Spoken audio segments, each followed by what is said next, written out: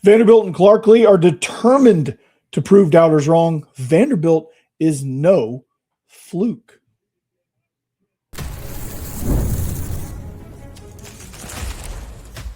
You are Locked On Vandy, your daily podcast on the Vanderbilt Commodores, part of the Locked On Podcast Network, your team every day.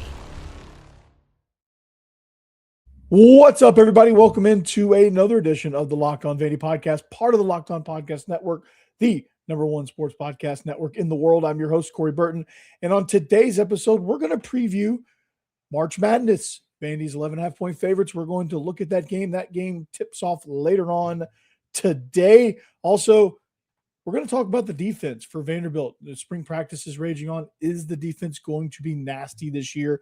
I think so. But we're going to start with just the overall prospect of Vanderbilt really having to prove or proving that they're no fluke.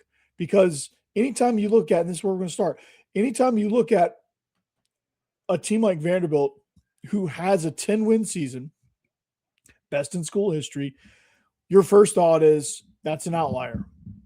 And Vegas, especially FanDuel, I don't know about the other sites, but Vegas has them set at 6.5. And to go from 10 wins, Heisman finalists on the cusp of the college football playoff, you're going to have a first-round tight end drafted, likely. To go from that to now setting your floor, I guess, or your bar at 6.5 wins, it feels like that a lot of people doubt, okay, you lose Pavia, you lose Stowers, you lose Logan, you lose Langston Patterson, you lose Randon Fontenette in the portal, you lose Trey Richardson in the portal. You just can't sustain. You lose your all-pro center who's going to get drafted, I think, higher than a lot of people are expecting. You lose some pieces on the offensive line. You're replacing a lot of guys. Conventional wisdom, a program like Vanderbilt, I get it. There's going to be doubt there. And the doubt is, well, they can't do it. 6.5 is too much. Their floor, they're Vanderbilt. There's no way they can sustain this level of performance. And I think this spring practice is, and day one went a long way into laying the groundwork of proving, hey, what Team 5 started, what the 2025 version of the Vanderbilt Commodores started, the foundation that they laid is just that. It's the start of a team that's going to inch their way to the upper echelons of the conference. Are they going to do it year in and year out? Probably not, or at least not yet, if I have a growth mindset. But the things that they're doing, the comments that are being made, lead you to believe that it wasn't Diego Pavia driving all of this. Now, his talent, his performance, and the things that he gave to this program, yes, they were very, very helpful. But within the infrastructure that was set by Clark Lea and this administration, and the fact that they're now starting to compete in NIL, they're now starting to recruit at a level that you need to recruit to be competitive in the SEC. Now it's a matter of signing all these guys, and these recruiting things are battles. And they're in battles now with guys that are, they're in battles with Tennessee, they're in battles with Texas, they're in battles with, Ohio State, Ole Miss, Missouri. Like, they're in battles with legitimate contenders. That hasn't always been the case, right? So I'm under the thought process of you've got to start somewhere. Is it going to happen overnight? No. Are they going to sign all of these guys? No. Are they going to have a better recruiting class? I think so. Jeremiah Douglas is as talented as they come. There's no indication that he's going to flip. I think he saw a lot of great things at practice and saw that it wasn't just a fluke. And I think my gut tells me something tells me he's going to stay. I don't know what it is. There's no concrete evidence that I'm basing this off of. It's a gut feeling that I have based on what I'm reading, based on what I'm gathering from comments, based on some of the video stuff that I'm seeing, all of that. That being said, what's going on in practice is outstanding. What's happening within this team is outstanding. The Jared Curtis show, I think, got off to a great start. Obviously he's going to be the talk of the town, and his performances are going to be under a microscope. Whether he wants him to be or not, that's just going to be the case, right? And they talked to the two of the team leaders, Cade McConnell and Junior Sherrill, after practice on Tuesday. And they had a lot of great things to say. They had a lot of things that seemed very genuine, not scripted. Because, some of these players, they're just media puppets for the coach. But I think what's being said is very, very intentional and almost kind of organic, right? Now I didn't type out the quotes for everything, but Clark Lea said the perception shifts on the back end of results. And what drove those results is day in and day out investment, independent of whatever external opinion is or isn't, right? So it says they're putting in the work, they're putting in the investment. That's what they did in 25. Well, that's what they did when he had the overhaul back in 2024. That's where it all kind of started. I think that's where it all kind of started to catch, I should say. Clark Lea's been trying to do this since he got there, but I think it finally started to catch on when he got rid of some key pieces and when he brought in some key pieces, the key pieces that drove the miserable season in 23 and the key pieces that helped push Vanderbilt beyond that and push Vanderbilt to where they are today. He was an integral part in investing in those pieces. Jerry Kill being one of them, Diego Pavia, Eli Stowers, a whole bunch of transfers, a shift in the coaching staff, a reorganization of how things were done internally, and the ever-growing presence of NIL support and financial support. All of that has superseded the external opinion, because the external opinion is that Vanderbilt is supposed to be bottom dwellers. They're supposed to be put in their place, right? Vanderbilt is supposed to recognize where their place is in this conference, in the sport of football. You lay down and you let the blue bloods have their way. You just fold. You're supposed to lose these games. You're not supposed to be competing in recruiting. You're not supposed to be competing in the transfer portal. You're not supposed to be landing guys like Jared Curtis on your roster. You're not supposed to be getting transfer portal guys like one of the top offensive linemen in the transfer portal class in Bo Johnson. You're not supposed to get those type guys. You're not supposed to have this kind of success. You're not supposed to be in the college football playoff picture conversation and have people actually legitimately arguing that you got screwed. That's external opinions. I argued that they got screwed, but that's less of an external opinion than some of the other national media guys that were arguing the same thing. So regardless of all of that, they treat that like noise. And that's part of the success. That's part of, I think, what's driving them to show that they're going to have this long-term sustained success. Now, what that looks like in the SEC, that remains to be seen, because that could look a million different ways. Success could present itself in a lot of different ways for Vanderbilt, because there is no precedent for sustained success within this program. Sustained success means you won 9 games. The previous model is 2 seasons of 9 wins, and then the coach bolts. That's what's considered success. Or like the Bobby Johnson era, or he won a fair share of games. They were competitive, but like weren't really doing a whole lot. I mean, no offense to those eras. That's just kind of the way it was for whatever reason. And I think some of that was due to the university not caring about football or athletics in general, and just kind of putting it on the back burner, and the resources were far behind their competitors. That's a different story for a different day, but they finally kind of realized the error in that thinking, and they have kind of now put all that stuff aside and realize, hey, we can be good at academics and athletics. And you're starting to see the fruits of that thought, right? Basketball teams in March Madness, and they're staring at a Sweet 16 run. I think they can legitimately make a nice run to play Florida and have a legitimate shot in getting to the Elite Eight with a win over the Gators for a second time in about a week's time, or a 2 week span, I should say, by the time they play the Gators. But this is, exciting time. So the proving ground is this. There's a couple quotes that stand out to me. This one right here kind of sums up what I'm saying as far as the proving ground and the Fluke thing. He said, and this is Junior Sherrill speaking, I would say even though Diego and Eli were very great players and they did contribute a lot to this program, I feel like just Coach Lea being such a great coach, that this train is not going to stop, and it's only going to be up from here. And what that means is when you look at practice, when you look at the structure of the program, this train is rolling quite, this train is rolling on down the tracks. I wasn't sure where I was going with that analogy, but it's not going to stop, right? The competitiveness of practice, the attitude, the leadership, the kind of realization that, hey, we're a team to be reckoned with now. We got to start acting like it, right? And here's what Cade McConnell had to say. Team 5 left a crazy legacy and a really high bar. And I think everybody on the roster right now knows that that bar is to be broken and the standard is to be met and exceeded. So let that sink in for a little bit. The standard is meant to be met and exceeded, and the standard is 10 wins. The standard is playoff contention.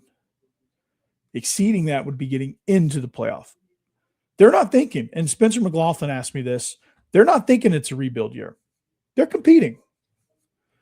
And they're competing, and some teams you can tell that they're admitting it's a rebuild year. But just because Jared Curtis is the quarterback does not mean this is a rebuild year.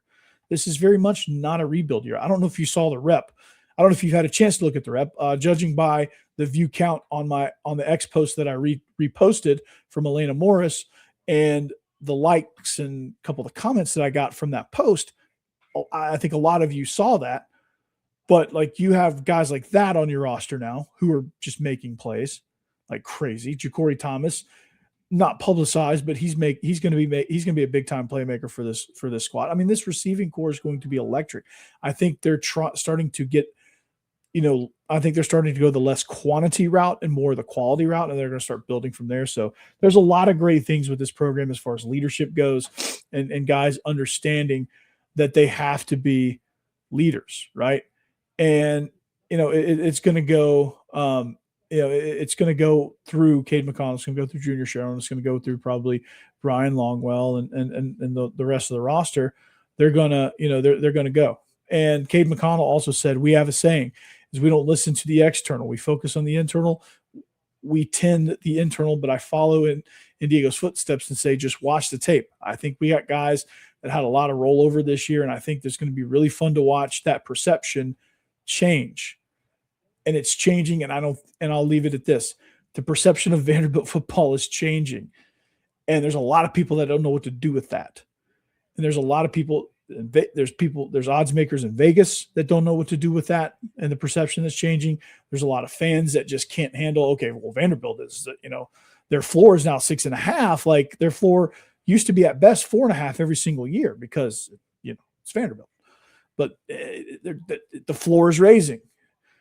And Vanderbilt is starting to climb the ladder, so to speak.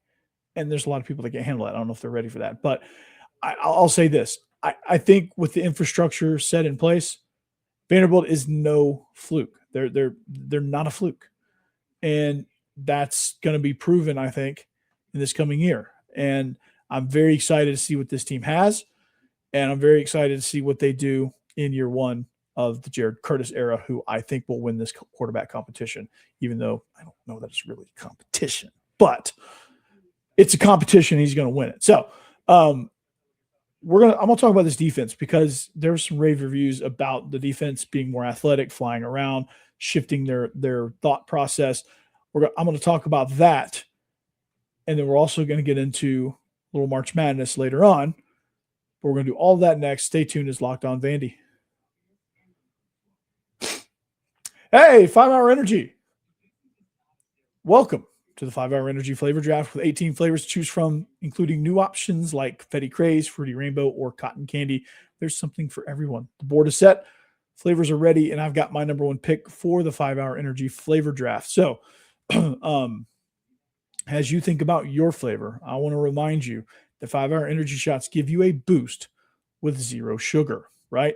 And honestly, the Fruity Rainbow flavor sounds very, very intriguing. A bright blend of assorted fruit candy flavors, sweet layered fruit notes in every sip, playful multi-fruit taste profile, smooth, easy drinking texture, nostalgic candy bag flavor impression. It's sweet, colorful finish that lingers lightly. That's a very intriguing flavor. Confetti Craze, Zach Blackerby was talking about that on our squad show the other day, and he said it's like drinking a cupcake, which has me very intrigued.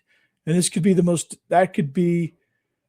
that's one of those flavors where I think the people are either going to love it or they're going to hate it. I don't think there's going to be any middle ground with that flavor, but it is intriguing, right? And I think, because, birthday cake flavor is not for everybody, and I get that. But again, I like that kind of thing, so I'm intrigued by it. I'm definitely going to try it, and I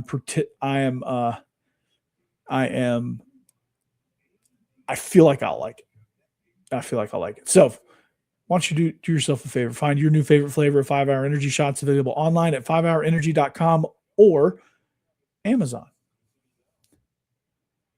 Now the fun part begins.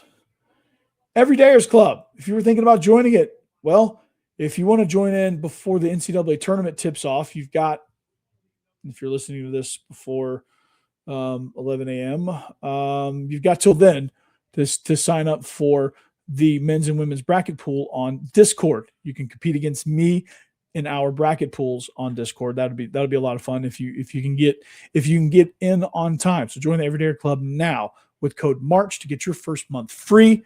Again, use code MARCH to get your first month free. The winner of these bracket pools, if you get into them, will get $100 in Locked On merch, and the rest of us can commiserate in the members-only chats as our brackets just blow up to smithereens.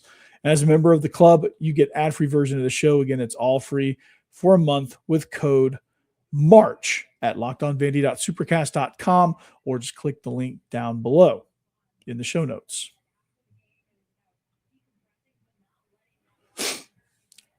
All right, thanks for making Locked On Vandy your first listen. If you need a second listen on the network, Locked On SEC with Chris Gordy, he does a phenomenal job. Now, real quick, before we switch over to March Madness, this defense, I think they've made some significant improvements. And the improvement, I've talked about this all, I guess you could say, off-season.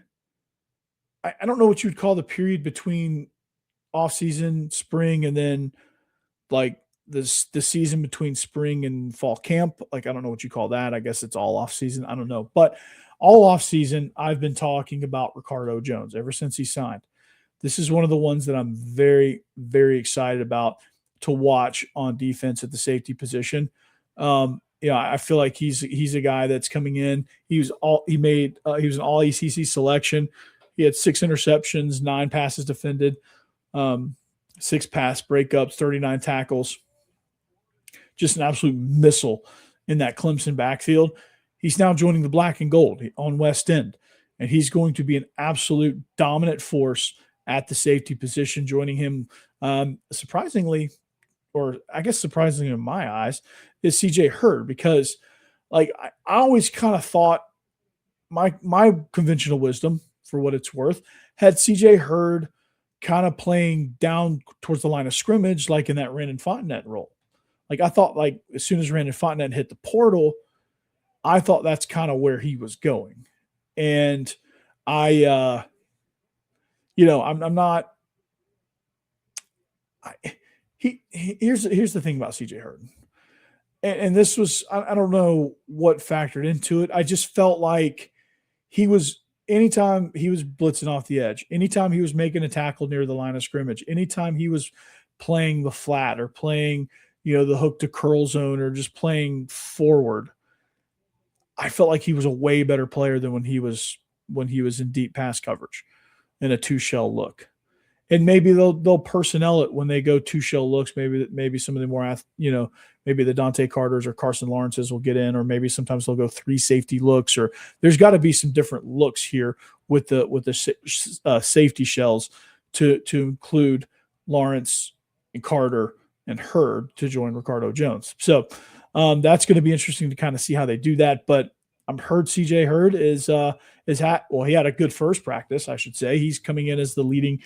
He's tied for the leading returning tackler, which is another reason I thought he was going to play close to the line of scrimmage. So, but nonetheless, I think when you look at it talent-wise, from a talent perspective, and you look at it from, the perspective of returning experience, like that goes a long way. But like having him out there, having him a member of this defense, I think is still valuable. And I would have said, and I thought with Clark Lea doing away with the star position, that kind of took the wind out of the sails of me saying that CJ Hurd was going to play the star position. But I think with that, I'm curious to kind of see what some of the defensive alignments are, personnel groupings, matchups, things like that, where CJ Hurd fits the best within this defense, because I think you have a variety of players and playing styles that allow you to have some creativity in the defensive backfield, right? And that's going to be good. That's going to be big. So also, apologies to Jalen Lackey. He's not number 3. I don't know who number 3 is, but he did not get his ankles broken by Cole Adams. I think I said Jalen Lackey. If I called you out, Jalen, sorry about that. That was not you. I don't know who that was. I'll have to double check the roster. Some of the numbers have changed. I got to get used to that. But that was not Jalen Lackey. So anyway, but this defense is going to be interesting nonetheless, and I'm very excited about what they have and what they bring to the table. So that being said, speaking of bringing things to the table, Vanderbilt is 11.5-point favorites against the McNeese State Cowboys in round 1 of March Madness. Game tips off later on today, so I'm going to give you the keys, but I'm going to do that next. Hey, it's tax season, and it's winding down, actually. It's tax time, but for a lot of us, the old way of doing taxes is, well, it's a lot. Trying to book an appointment that's not the most convenient, sitting in a waiting room with a stack of papers, emailing back and forth, wondering if they really get your situation. But this year, you're getting a major upgrade. Intuit TurboTax now has in-person locations nationwide.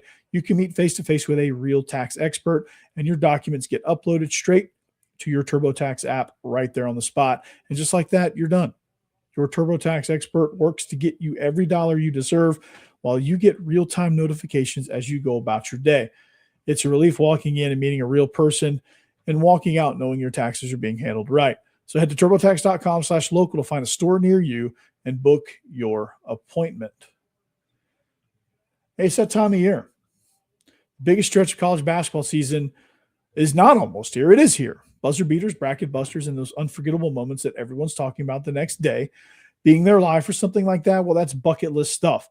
The hard part is actually getting tickets, long queues, prices jumping around, surprise fees at checkout. All that is a nightmare. The Game Time app gives fans the advantage with constant innovation. It's how you unlock amazing tickets and experiences in just a few taps. It's incredibly simple to use. The Game Time guarantee means 100% legitimate tickets delivered on time at the best price. And here's the best part. Fees are included in the price you see. What you see is what you pay, period. The seat view feature is a game changer. You can see a panoramic view from your exact seat before you buy. Zone deals let you pick the section and save even more while Game Time selects the seats. And I love being able to follow teams in the app and get alerts when new deals drop. No stress, no guesswork, just a smooth experience from start to finish. That's exactly what you want during the busiest part of the season. So take the guesswork out of buying college basketball tickets with Game Time. Download the Game Time app, create an account, and use code LOCKEDON for $20 off your first purchase. Terms apply. Again, create an account and redeem code LOCKEDON for $20 off. Download the Game Time app today.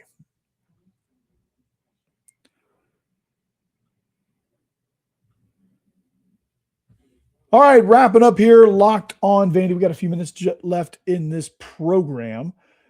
Going to talk about a little March Madness. Give you the keys to victory as you're watching, hopefully, Vanderbilt dismantling McNeese State and disassembling the boombox that Amir Khan is bringing to the court.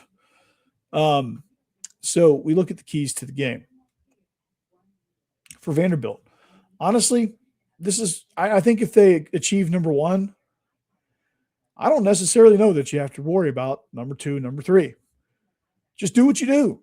It was a successful formula most of the year. What does that mean? Well, that means A, get the ball to Tyler Tanner, let him do his thing. Duke Miles, who's been red hot especially in the SEC tournament run. The offense goes through the two guards, Tyler and Duke, right? Tyler nickel, he's got to get going. He's got to get hot. I think he had a really good SEC championship game. Obviously, it wasn't enough, unfortunately, but I do think he's trending in an upward direction, or trending back in an upward direction. He'd been kind of in a deep hole for whatever reason, cold, ice cold. He's been inside of a glacier really for most of the back half of the season. But if he can get going and he can start hitting some big threes again and hitting them more frequently, this game should not be a problem, should not be an issue for Vanderbilt. So part of doing what they do is setting and dictating the pace, but also in control of the tempo. And while doing that, of course, taking care of the ball. Turnovers are key for McNeese. If McNeese can turn you over, if they can control the tempo, which means they turn you over, they slow it down, and they score, they give you less opportunities to get in a rhythm, and now you're in trouble. Now you got Amir Khan over there, bumping NBA YoungBoy on his oversized stereo that's on his shoulder, and they're going crazy. And McNeese State mania, like happened 2 years ago, is happening again, right? So to prevent that, control the pace like you do when you win, like you did against Florida in the tournament semifinal, like you did against Tennessee in the quarterfinal, like you did against Tennessee in the regular season finale. All of that, Vanderbilt can win, and win by their allotted 11.5 points that they're favored by. And lastly, force McNeese State to beat you on the perimeter and defend the paint. Do not let them get inside. They can attack the rim. They like to work the ball down inside. They're not great perimeter shooting team, and they're not great on the offensive boards. And also, just remember, McNeese is not a state. They're definitely not a state. McNeese is not a state. So, but all those things, I think for Vanderbilt in this tournament game against McNeese State, who's not a state, they can really set the tone for what this team is going to do against the winner of Nebraska and Troy, which I think is Nebraska. Not to give away my picks, but I picked Nebraska to beat Troy in the first round in my bracket. So I think Vanderbilt's going to get a shot at the Cornhuskers, and they're going to play for a shot at the Florida Gators. And I think the Gators, they'll have to get through the winner of Clemson, Iowa, which in March, no game is easy.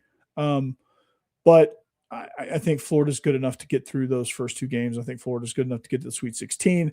And then, all bets are off at that point. But Vanderbilt, just play your game. And, your game is good enough. And don't overthink it. And don't get into a situation to where you're trying to rush bad shots, or you're taking bad shots because for whatever reason you get behind at the start of the game, like you've done at times, and you've lost to inferior teams because you're trying to make up 14 points on every shot, and it's just not going to happen. So be patient, chip away at it, play your game, control the tempo, and don't turn it over, take care of the ball. And I think things will be just fine, at least in the first two rounds. Now, I will study some more Nebraska basketball as needed, given that Troy doesn't upset them. But it's going to be something where, obviously I got to read up on Nebraska. Admittedly, I know nothing about Nebraska because I don't follow Big Ten basketball. I do good just to follow SEC basketball at this point. But I will look into them as needed. But I feel like this was a good draw for Vanderbilt, despite getting a 5 seed. I thought, getting the 3 seed would lead you to North Carolina, which is a tough game. But I think Nebraska is also. Nebraska is a 4 seed, so they're likely going to be a tough game too. You're not a 4 seed for no reason. But I think comparative to some of the other brackets and draws, I think this was a fairly good one. So I think you win I think Vanderbilt has a really nice road to the Sweet 16 if you're following my thought process here. So that being said, Vanderbilt proving that they're no fluke in any sport. That's the goal here. Presenting the fact that you deserve the 5 seed or even better. You make that run. In football, you prove that Diego Pavia was not your team. Vanderbilt and the infrastructure that built Diego Pavia is the reason you won. So we'll talk about all of that plus more, more spring practice coverage as well. March Madness coverage as it unfolds, as the action unfolds there. And of course, baseball as they drive into a series against Mississippi State in Starkville. So that'll be interesting as well this weekend. So a lot of action happening in Vanderbilt athletics at this moment. And I'm here to talk about it all. But until next time, follow, like, subscribe at Locked On Vandy, all of that. And we'll see you back here next time. Anchor down. Peace.